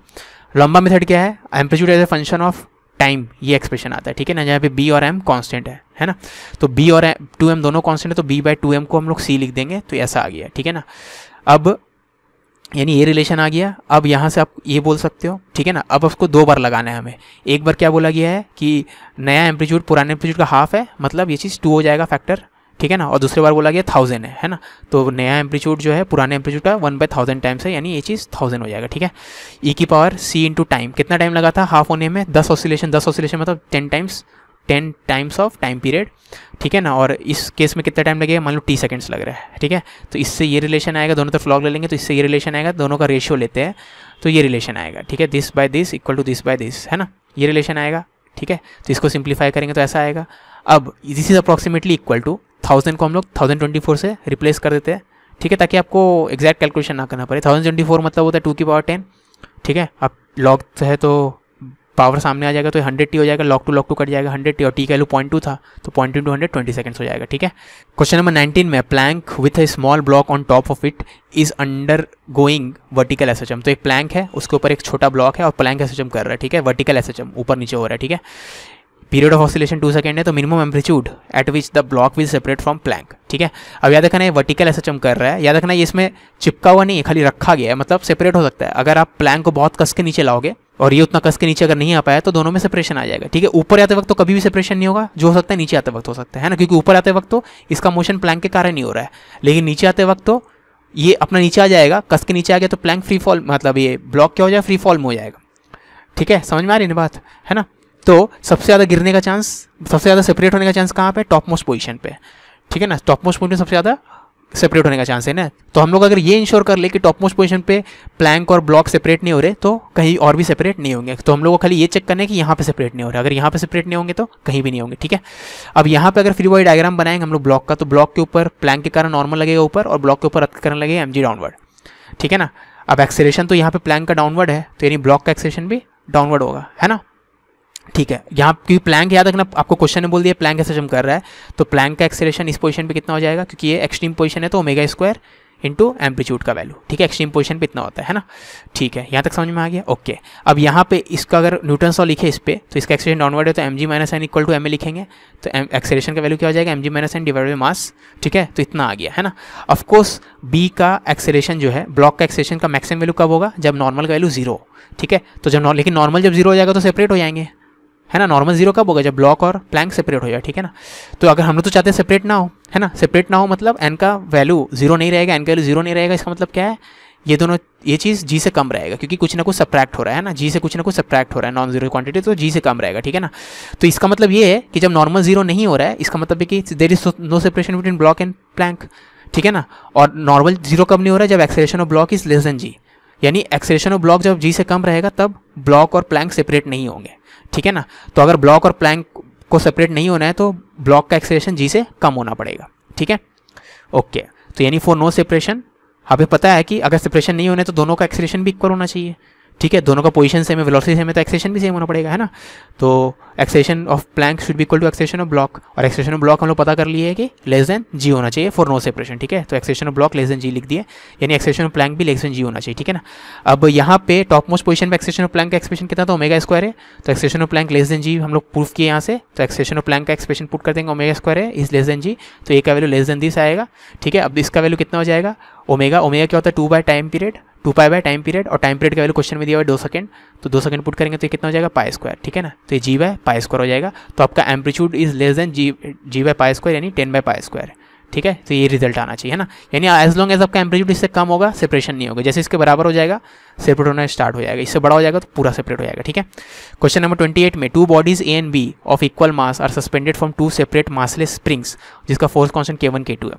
अगर मैक्सिमम वेलोसिटी दोनों का इक्वल है during the course of motion, तो एम्पलीट्यूड क्या होगा, ठीक है। मैक्सिमम वेलोसिटी तो ओमेगा इंटू ए, ठीक है। क्वेश्चन ने बोल दिया वीमैक्स दोनों का सेम है, यानी omega 1 A1 should be equal to omega 2 A2, क्योंकि वीमैक्स सेम है, यानी एम्पलीट्यूड का रेशियो इतना आ जाएगा। अब ओमेगा क्या होता है, K बाय M होता है, ठीक है। क्वेश्चन ने बोल दिया दोनों का मास सेम है, तो मास कैंसिल हो जाएगा, तो K1 K2 बाय K1 का वैल्यू इतना आ जाएगा, ठीक है ना। तो आपसे एम्पलीट्यूड का रेशियो पूछा था तो इतना आ जाएगा, यानी ऑप्शन बी करेक्ट है, ठीक है। क्वेश्चन नंबर 21 में डिस्प्लेसमेंट वर्सेस टाइम ग्राफ दिया हुआ है किसी सिस्टम का, तो which of the following statement is true, ठीक है। अब वेलोसिटी, क्योंकि डिस्प्लेसमेंट वर्सेस टाइम ग्राफ दिया गया है, या पोजीशन वर्सेस टाइम ग्राफ कुछ भी बोलो, वेलोसिटी क्या होता है slope of position versus time graph, ठीक है ना। तो आपको बोला गया वेलोसिटी है t इक्वल टू t/2 वाला टाइम कौन सा, ये वाला मोमेंट है, ये वाला मोमेंट मतलब ये वाला मोमेंट, ठीक है ना। तो यहाँ पे लेकिन आप टेंजेंट बनाओगे तो टेंजेंट कैसा आएगा, हॉरिजॉन्टल आएगा। टेंजेंट अगर हॉरिजॉन्टल आएगा तो स्लोप क्या हो जाएगा 0, यानी इस मोमेंट ऑफ टाइम पे वेलोसिटी क्या है 0 है, ठीक है ना। तो इस मोमेंट ऑफ टाइम पे वेलोसिटी 0 चाहिए, तो लेकिन आपको बोल दिया वेलोसिटी मैक्सिमम, यानी A is incorrect. Acceleration second वाले में क्या बोला है, acceleration is maximum at t equal to T. अब t इक्वल टू टी मतलब ये वाला मोमेंट, इस वाले मोमेंट में आप देख सकते हो आपका डिस्प्लेसमेंट या पोजीशन क्या है मैक्सिमम है, डिस्प्लेसमेंट क्या है मैक्सिमम है ना। और डिस्प्लेसमेंट अगर मैक्सिमम है तो आपका एक्सेलरेशन का मैग्नीट्यूड भी मैक्सिमम होगा, क्योंकि एक्सेलरेशन ऐसा होता है। तो एक्सेलरेशन का मैक्सिमम मैग्नीट्यूड कब होगा, जब डिस्प्लेसमेंट का मैक्सिमम मैग्नीट्यूड हो, और डिस्प्लेसमेंट का मैक्सिमम मैग्नीट्यूड कितना होता है, वो कब हो रहा है, t इक्वल टू टी पे भी हो रहा है, ठीक है। तो t equal to capital T पे आप देख सकते हो डिस्प्लेसमेंट मैक्सिमम पे, यानी एक्सेलरेशन भी मैक्सिमम होगा, यानी स्टेटमेंट भी करेक्ट है, ठीक है। स्टेटमेंट सी में force is 0 at t equal to 3t/4, 3t/4 ये वाला मोमेंट है। तो इस मोमेंट में हम देख सकते हैं डिस्प्लेसमेंट 0 है, यहाँ पे ग्राफ क्या है 0 हाइट पे है ना, तो इस मोमेंट में डिस्प्लेसमेंट 0 है, तो इस मोमेंट में डिस्प्लेसमेंट 0 मतलब एक्सेलरेशन 0 है, एक्सेलरेशन 0 मतलब फोर्स 0, फोर्स 0 मतलब आपका ये स्टेटमेंट सही है, यानी ऑप्शन सी इज करेक्ट, ठीक है। डी में potential energy equals oscillation energy, potential energy equals oscillation energy at this moment. Oscillation energy मतलब ऑक्सीलेशन मोशन में जो एनर्जी, यानी टोटल एनर्जी की बात हो रही है ना। तो t इक्वल टू t/2 पे अगर आप देखोगे तो t इक्वल टू t/2 पे आप देख सकते हो वेलोसिटी फिर से 0 है, और वेलोसिटी 0 मतलब काइनेटिक एनर्जी 0 है, काइनेटिक एनर्जी 0 मतलब मैकेनिकल एनर्जी पोटेंशियल एनर्जी के बराबर है, ठीक है। तो यानी आपका स्टेटमेंट डी भी करेक्ट है, यानी बी सी डी सब ट्रू है। अगर एक क्वेश्चन जेईई मेन में आएगा तो इसको आप बोनस बोलोगे, ठीक है। या यहाँ पे करेक्ट हो जाता है, अगर यहाँ पे ट्रू के बदले फॉल्स पूछता तो आप खाली ए को सेलेक्ट करके आते, ठीक है। क्वेश्चन नंबर 22 में time taken by particle to performing SHM to pass from point A to point B where its velocities are same is 2 second, ठीक है। तो वेलोसिटी का expression is a function of X होता है ऐसा। अब velocity अगर सेम है तो दो ही कंडीशन हो सकती है, या दोनों का एक्स सेम है या दोनों का एक्स एक दूसरे का अपोजिट है, एक +5 पे तो दूसरा -5 पे, ठीक है ना। अब दोनों का पोजीशन अगर सेम है तब तो ट्रिवियल केस हो गया, इसका कोई मतलब ही नहीं हुआ, मतलब एक ही पार्टिकल के एसेंशियली हम लोग बात कर रहे हैं, ठीक है ना। तो इसका कोई मतलब नहीं, ट्रिवियल केस इसको नहीं कंसिडर करेंगे, इससे आगे बढ़ रहे हैं, ठीक है ना। अब दोनों का पोजीशन क्या है, एक दूसरे के अपोजिट है, ठीक है ना, मतलब मैग्नीट्यूड में इक्वल है और साइन में अपोजिट है ना, यानी एक अगर +5 पे तो दूसरा -5 पे होना चाहिए, ठीक है। तो after 2 second it returns to B, ठीक है। तो पहले देखते हैं ए से बी जाने में इसको कितना टाइम लगा। याद रखना एक ही पार्टिकल की बात हो रही है, तो एक पार्टिकल को ए से बी जाने में कितना टाइम लगा, 2 सेकंड लगा है, ठीक है ना।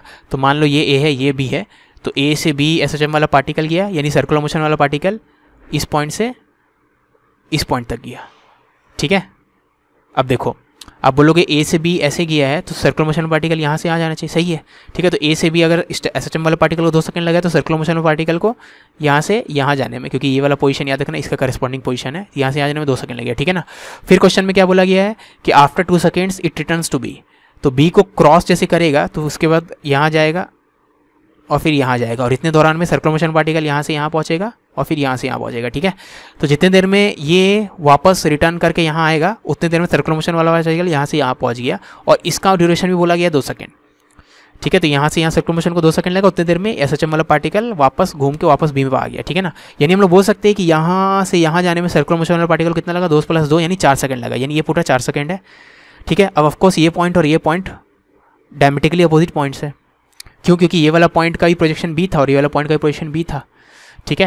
यानी ये पूरा स्ट्रेट लाइन में, मतलब ये पूरा भी स्ट्रेट लाइन में, यानी ये दोनों डायमेट्रिकली अपोजिट है, ठीक है ना। तो अगर डायमेट्रिकली अपोजिट है मतलब ये एंगल कितना हो गया, या ये हाफ ऑफ सर्कल हो गया, हाफ ऑफ सर्कल में 4 सेकंड लग रहा है, यानी फुल सर्कल में 8 सेकंड लगेगा, यानी टाइम पीरियड कितना हो जाएगा आपका 8 सेकंड। समझ में आई बात, ठीक है।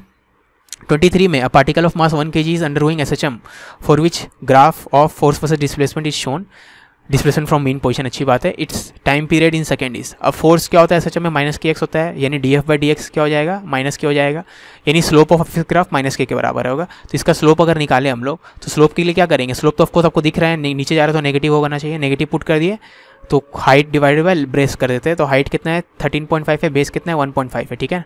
तो हाइट बाय बेस किए, ठीक है, खाली मैग्नीट्यूड निकालना है स्लोप का, हमें पता है -10 होगा तो हाइट -13.5 या माइनस इसको 1.5 मत लेना, 13.5 और ये 1.5, ठीक है। वो पुट कर दिया तो स्लोप -9 आ गया है ना, यानी -k इज इक्वल टू -9, तो यानी k का वैल्यू 9 हो गया। अब k क्या होता है, m ओमेगा स्क्वायर होता है, और m का वैल्यू क्वेश्चन में दिया हुआ है 1, तो ओमेगा स्क्वायर हो गया आपका 9, तो ओमेगा का वैल्यू हो गया 3। टाइम पीरियड पूछा था, टाइम पीरियड क्या हो जाएगा 2π ओमेगा, यानी इतना सेकंड, ठीक है ना।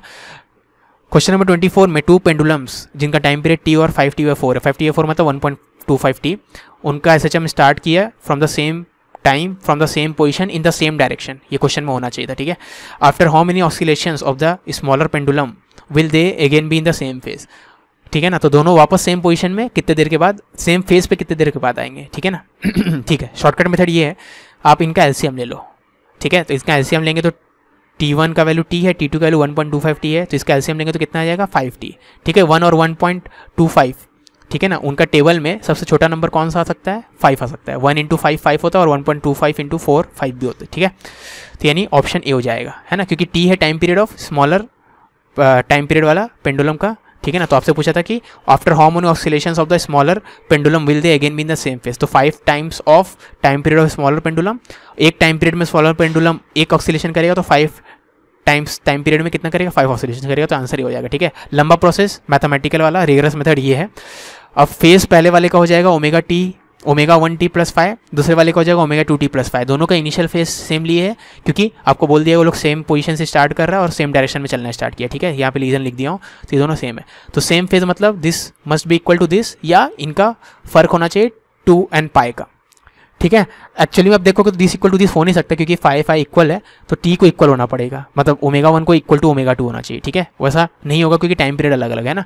तो दूसरा इक्विवेलेंटली क्या बोल सकते हैं, ये दोनों का फेज में फर्क कितने का होना चाहिए, 2n π का, ठीक है ना, क्योंकि फेज 0 हो या 2n π का मल्टीपल हो, 2π का मल्टीपल हो, सब सेम चीज़ है, ठीक है। यहाँ पे n क्या है, इंटीजर है ना।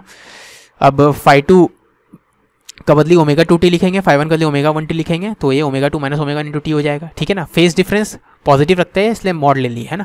तो इतना आ गया, यहाँ से t का वैल्यू इतना आ गया, ओमेगा का वैल्यू ओमेगा बाय 2 पाई हो जाएगा, 2 पाई को नीचे लेंगे तो ऐसा दिखेगा। अब ये ओमेगा बाय 2 पाई को हम लोग 1 बाय टाइम पीरियड बोलते हैं, ठीक है। तो ये 1 बाय टाइम पीरियड, ये भी 1 बाय टाइम पीरियड इसका, और इसको सिंप्लीफाई करेंगे तो ऐसा आ जाएगा, ठीक है ना। अब T1 T2 वैल्यू क्वेश्चन में दिया हुआ, T1 है T, T2 है 5/4T, वो सब पुट करेंगे, सिंप्लीफाई करेंगे तो इतना आ जाएगा, ठीक है ना। तो ये 5NT आया है ना, तो ये T का वैल्यू 5NT आया है, ठीक है ना। अब T का मिनिमम वैल्यू के लिए N का मिनिमम वैल्यू पुट करेंगे, N का मिनिमम वैल्यू क्या हो सकता है, 1 हो सकता है, ठीक है। 0 पुट करेंगे तो 0 ही आ जाएगा, तो पता ही हमने T=0 पे हमें पता है वो दोनों सेम फेज में, तो नेक्स्ट टाइम जब सेम फेज में होंगे उसके लिए N का वैल्यू 1 पुट करेंगे तो 5T आ जाएगा, ठीक है। तो आपका आंसर फिर से वही आया है, ठीक है ना। क्वेश्चन नंबर 25 में the springs in figure A and B are identical, identical मतलब सेम मटेरियल से बने हुए, ठीक है, और सेम लेंथ का सेम स्प्रिंग कांस्टेंट आएगा, वो मतलब ये होता है। But length of A is 3 times of each of length of B, ठीक है। यानी लेंथ ऑफ A1 वो A में तो एक ही स्प्रिंग है, तब भी मैं A1 लिख रहा हूँ, इज इक्वल टू A1 मतलब बता रहा है एक स्प्रिंग है ना, 3 times of length of spring in case B of only 1 spring, है ना, ठीक है ना। इसका एक स्प्रिंग का लेंथ और इसका एक स्प्रिंग का लेंथ के बीच में रिलेशन दिया हुआ है, A वाला लेंथ जो है इसका एक स्प्रिंग का लेंथ के 3 गुना बड़ा है, क्वेश्चन ने बोल दिया है, ठीक है ना। एक्सटेंडेड लेंथ नहीं, नॉर्मल लेंथ होगा, ठीक है, कुछ भी नहीं बोला गया, मतलब नॉर्मल लेंथ, ठीक है। तो ये चीज़ अब L का रेशियो अगर ऐसा है 1:3 का, तो K का रेशियो 3:1 का हो जाएगा, ठीक है ना। जिसका लेंथ ज़्यादा होता है उसका स्प्रिंग कांस्टेंट कम होता है, जो भी लेंथ का रेशियो होगा स्प्रिंग कांस्टेंट का रेशियो उसका इन्वर्स होना चाहिए, ठीक है ना। तो अगर L में ऐसा रिलेशन है तो K में उसका इन्वर्स रिलेशन होगा, तो यहाँ पे 1:3 ऐसा आया था, तो यहाँ पे 3:1 ऐसा आएगा, ठीक है ना। तो ये एक स्प्रिंग का हो रहा है, A वाला 1 एक स्प्रिंग और B का एक स्प्रिंग का रिलेशन यहाँ पे है, ठीक है। अब टाइम पीरियड क्या होता है, 2π√m/k, है ना, टाइम पीरियड का रेशियो निकालते हैं। अब दोनों केस में मास तो सेम होंगे, है ना, तो मास कैंसिल हो जाएगा, तो टाइम पीरियड का रेशियो अगर इसको यहाँ पुट करेंगे तो K का रेशियो आ जाएगा स्क्वायर रूट के साथ, ठीक है। अब B वाले केस में इक्विवेलेंट स्प्रिंग कांस्टेंट कितना हो जाएगा, 3 ठो स्प्रिंग है, सबका स्प्रिंग कांस्टेंट कितना है, KB1 यानी 3 टाइम्स KB1, ठीक है। और A के केस में तो एक ही स्प्रिंग है तो KA1, सिंपली KA1, और एक ही स्प्रिंग है तो KA1 ही रहेगा, ठीक है। अब KB1/KA1 का वैल्यू हम लोग देख सके 3 है, तो इसको 3 पुट करेंगे तो 3 × 3 हो जाएगा, ठीक है ना। तो टाइम पीरियड का रेशियो 3 आएगा। क्वेश्चन नंबर 26 में a simple pendulum has a time period T1, the point of suspension is now moved upwards according to this relation where y is the vertical displacement, ठीक है। मतलब point of suspension इसको बोलते हैं, ठीक है ना। तो इस पॉइंट को एक्सेलेरेट किया गया, मतलब इसको मूव किया जा रहा है समहाउ, ठीक है ना, मूव किया जा रहा है, तो इसका position as function of time दिया गया है ना, या displacement as function of time दिया गया है। तो time period now becomes T2। तो पहले जब चुपचाप था पेंडुलम तब टाइम पीरियड T1 था, अभी जब इसका पॉइंट ऑफ सस्पेंशन को एक्सेलेरेट कर रहे हैं, यानी जिस कंटेनर में पेंडुलम रखा है कि उस कंटेनर को एक्सेलेरेट कर रहे हैं मान लो, तब टाइम पीरियड T2 है, तो T1 T2 का स्क्वायर का रेशियो क्या होगा, ठीक है ना। तो ये फर्स्ट केस है, या आपको सॉरी ये सेकंड केस है। सेकंड केस में क्या है, पॉइंट ऑफ सस्पेंशन जो है उसका एक्सेलेरेशन निकालते हैं हम लोग, ठीक है, क्योंकि acceleration of point of suspension will be equal to acceleration of lift, ठीक है ना। तो एक्सेलेरेशन ऑफ लिफ्ट क्या हो जाएगा, acceleration of point of suspension, और पॉइंट ऑफ सस्पेंशन का displacement as function of time दिया हुआ है KT², ठीक है ना। अब डबल डिफरेंशिएशन ऑफ डिस्प्लेसमेंट आपको एक्सेलेरेशन दे दिया, तो acceleration of point of suspension के लिए double differentiation of displacement of point of suspension करेंगे, जो कि y है ना। y का वैल्यू KT² पुट करके इसको डबल डिफरेंशिएट करेंगे तो कितना आ जाएगा, 2 क्या आ जाएगा, और k का वैल्यू 1 दिया हुआ है, मतलब 2 आ जाएगा। यानी इस लिफ्ट का एक्सेलरेशन या इस पॉइंट ऑफ सस्पेंशन का एक्सेलरेशन क्या है, 2 मीटर/सेकंड², ठीक है। केस 1 में आपका एक्सेलरेशन ऑफ लिफ्ट 0 है, पेंडुलम चुपचाप है, यानी जी इफेक्टिव 10 के बराबर है, यानी टाइम पीरियड हो जाएगा in case 1 2π√L/g effective which is 10। Case 2 में आपका एक्सेलरेशन ऑफ लिफ्ट है 2 अपवर्ड, यानी जी इफेक्टिव हो जाएगा 10 + 2, ठीक है, यानी 12 हो जाएगा, तो T2 हो जाएगा 2π√L/g इफेक्टिव इतना। तो टाइम पीरियड का रेशियो का स्क्वायर करेंगे तो इन दोनों का रेशियो ले लो यहाँ से, तो आपका क्या आ जाएगा, ये रेशियो लेंगे तो कितना आ जाएगा 6/5, यानी ऑप्शन ए, ठीक है। ये IIT क्वेश्चन का था। क्वेश्चन नंबर 27 में speed v of a particle moving along a straight line when it is at a distance x from a fixed point on the line is given by this, ठीक है। तो अगर आप इस equation को देखोगे तो ये इक्वेशन को आप सिंप्लीफाई करके ऐसा लिख सकते हो, अब this is similar to this equation, क्योंकि ये कांस्टेंट है, ये भी कांस्टेंट है, और यहाँ x² है, तो ये भी कांस्टेंट, ये भी कांस्टेंट, x² है ना। अब v² is equal to this, ये इक्वेशन होता है SHM का, SHM में ही ऐसे क्वेश्चन दिखता है और कहीं नहीं दिखता, ठीक है ना। यानी ये वाला पार्टिकल भी SHM कर रहा है जिसका क्वेश्चन यहाँ पे दिया गया है ना, और इसको कंपेयर करेंगे तो हमें पता चल जाएगा किसका क्या क्या वैल्यू है। तो ओमेगा का वैल्यू 3 मिल जाएगा, A का वैल्यू √12 मिल जाएगा, एंड सो ऑन, ठीक है ना। अब A का वैल्यू √12 मतलब ऑप्शन C इनकरेक्ट है, मोशन एम्पलीट्यूड बोल दिया √12, सॉरी C करेक्ट है ना, एम्पलीट्यूड कितना है √12, ठीक है। और वैसे ओमेगा का वैल्यू 3 आ गया, अब D इनकरेक्ट हो गया क्योंकि मैक्सिमम डिस्प्लेसमेंट बोला गया था 4 सेंटीमीटर, लेकिन मैक्सिमम डिस्प्लेसमेंट एम्पलीट्यूड के बराबर होता है, वो √12 है, ठीक है। इससे पता चल गया था, इक्वेशन सिमिलरिटी से पता चल गया था SHM कर रहा है ना, SHM कर रहा है, मतलब ऑप्शन ए इनकरेक्ट है। ऑप्शन ए में क्या बोला गया, यूनिफॉर्मली एक्सेलरेटेड है। SHM में एक्सेलरेशन कांस्टेंट कहाँ रहता है, यूनिफॉर्म एक्सेलरेशन मतलब कांस्टेंट एक्सेलरेशन, ठीक है, कांस्टेंट नहीं रहता है, मतलब ऑप्शन ए इज इनकरेक्ट, ठीक है। डी, और कौन सा ऑप्शन बचा? B, magnitude of acceleration at a distance 3 centimetre from the fix position is this much. ठीक है, तो अगर डिस्प्लेसमेंट जब इतना है तब एक्सेलरेशन इतना है, तो एक्सेलरेशन का मैग्नीट्यूड निकालने के लिए क्या करते हैं? ओमेगा स्क्वायर एक्स करते हैं एसएचएम में। ठीक है, एक्स का वैल्यू आपको बोल दिया 3 सेंटीमीटर है, 3 सेंटीमीटर मतलब 0.02 सेंटीमीटर। ओमेगा स्क्वायर का वैल्यू हम लोग निकाल चुके हैं √9। ठीक है, मतलब 9, तो ओमेगा स्क्वायर को 9 पुट कर देंगे तो ये कितना जगह 0.27, यानी ऑप्शन बी भी करेक्ट है। तो बी और सी दोनों करेक्ट है। अगर ये क्वेश्चन आपका जेईई में पूछा जाएगा तो इसको बोनस मान लेंगे। ठीक है, क्योंकि 2 ऑप्शन करेक्ट है ना। तो जो भी डाउट होगा कमेंट बताना। मिलते हैं नेक्स्ट लेक्चर में। Until then bye.